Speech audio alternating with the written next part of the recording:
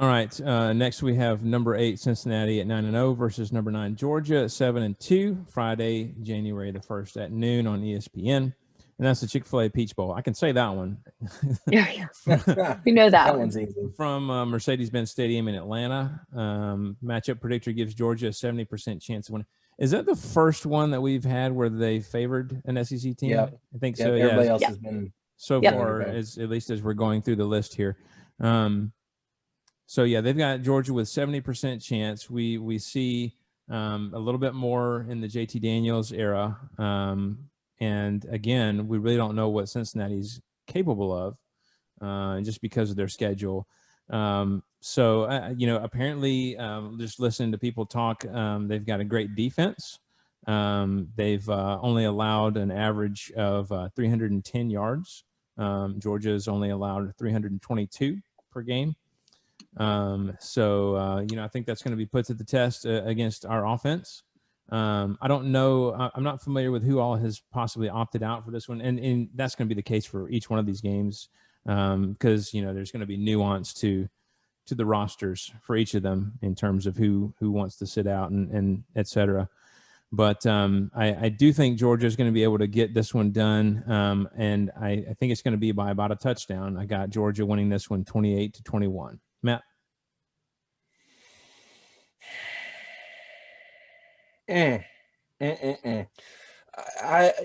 Georgia's one of those teams that confuses me. They could come out and they could win this thing 42-10.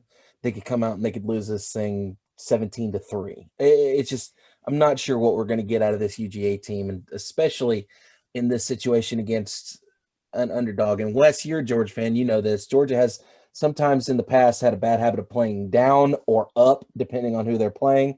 I'm hoping they play up this time, so hopefully this won't be an issue. So I'm going to say Georgia wins this thing 20-10, but I would not be shocked if we saw some weird voodoo-filled kind of game where Cincinnati ends up pulling out this win. Sorry, Wes. It's definitely a dangerous game because Cincinnati is ticked off that they were not even considered. Very as they should be.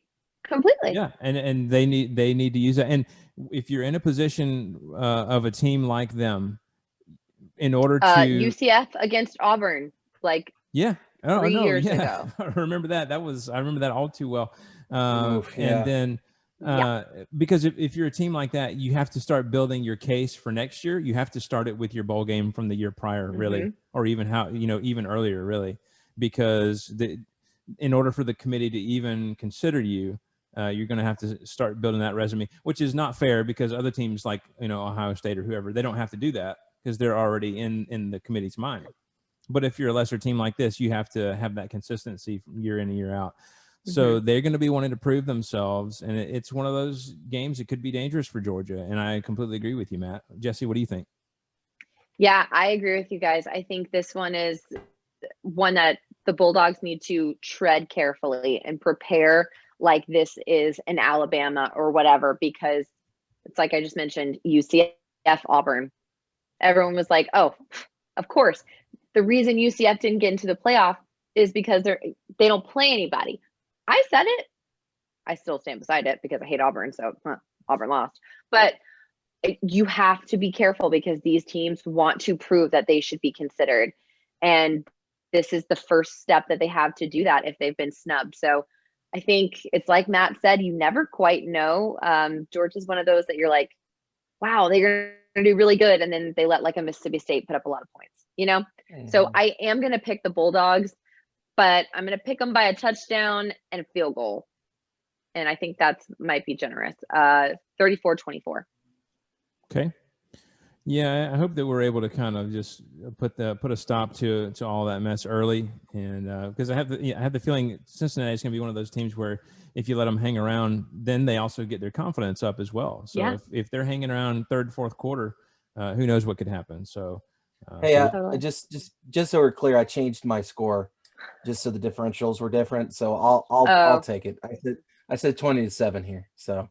Gotcha. Just I don't want to split points because I had 20-10 initially. I don't do now math. Jesse's saying 34. Gotcha. I'm just saying.